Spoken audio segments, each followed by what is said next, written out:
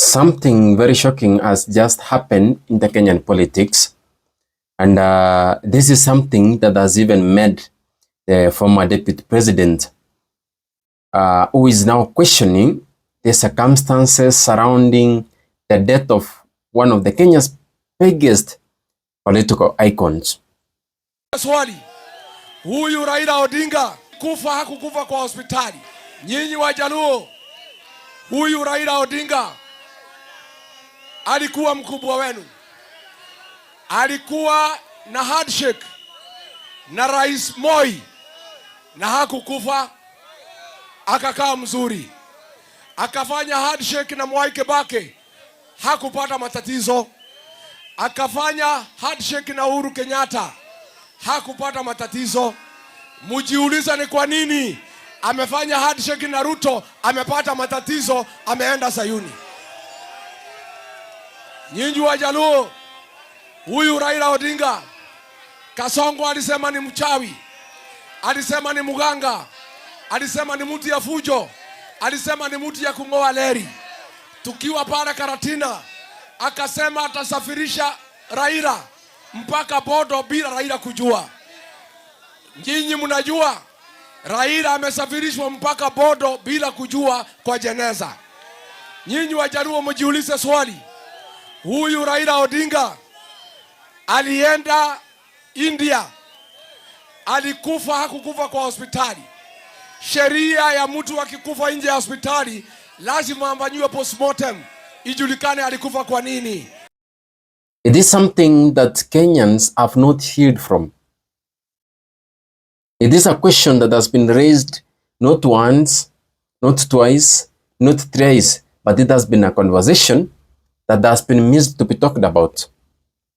And now, one of the key political figures who happened to be the former deputy president, Rigathi Gachagua, has also talked and raised a concern surrounding the same topic that the leaders who happen to be under the Linda Mwananchi rally have been questioning about. The reasons why this topic is being brought up is because people need answers. People needs a clear explanation to people to understand the story behind all of this that is being avoided to be talked about. Now, James Orengo also talked about the same, but what he received was a silencing statement from people who are surrounding the same story. The question that will remain to be asked from you and me is, whoever is asking this question, is he having a real concern, or it is a dangerous political statement that can be able to ruin things more instead of bringing more explanation and understanding? So what I'm going to ask from you is to sit with me and be able to understand this story, because it is a story that is deeper than it looks. Now, before we get to the political point of view, let's look at the facts. The person being talked about is His Excellency the late Honorable Raila Odinga. Odinga passed away in October the year 2025 at the age of 80. And the story that we know is that he was in India to receive medication. And that morning before his death, he faced a cardiac arrest during a morning walk. He was rushed to the hospital, but he was declared dead on arrival. And after that, the government under His Excellency William Samoei Ruto declared a 7 days of national mourning. He ensured he organized a state funeral whereby 1,000 of people were able to attend.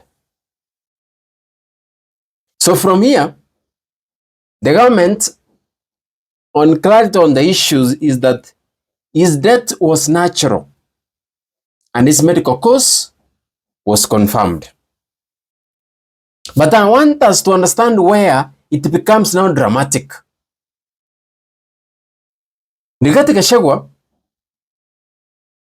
has raised questions which are suggesting that the president and the government could have misled the Luo community on the death of His Excellency Honorable Raila Odinga.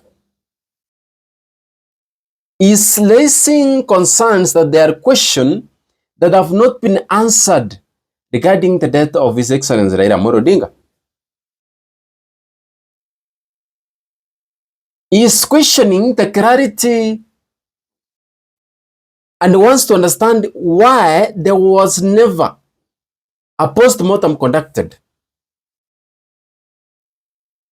He wants to understand why some of the leaders who happens to be closer to Raila Odinga didn't travel all the way to India because there was a flight to go and help in bringing back the body. So these are questions that have been raised before. It is not the first time we are seeing such kind of scenarios, because Orengo also talked about the same. We have seen people questioning, wanting to understand, wanting to have an explanation on how Raila Odinga died.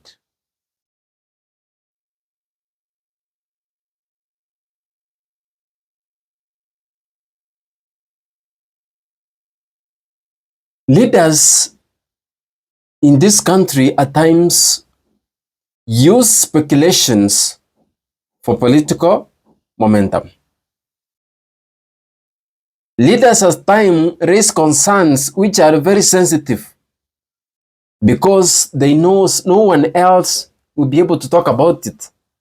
And when they raise such concerns, their main aim is to ensure that people lose that trust that they have with you. Or either they want justice, or either they want to revive topics that the people have stopped talking about. So it is more dangerous when such a prominent leader like Amoro Odinga could die and there are some questions that have not been answered. This is what Rigathi Gachagua is demanding. But on the other hand, when you look at it, Rigathi Gachagua is looking for political weakness to ensure that he kills the trust that's in between the Luo community and the president.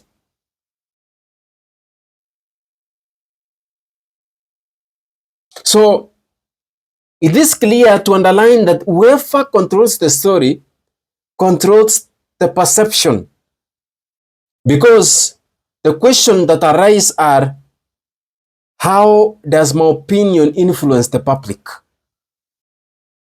How does the concerns that I've raised influence the public? Is it creating doubt? Is it shifting the power that had been shifted to the leader who is in control? So in whichever way Rigathi Gachagua raises the concern, we must understand the reason why he's doing so. If it means to look for justice, he could have done it a long time ago. Why could he be quiet up to this time? If it is for political gain, yes, it is true, because Rigathi Gachagua wants to shift and create doubt among the Luo community so that he can ensure that he has weakened the position of the Luo people who are now trusting His Excellency William Samoei Ruto.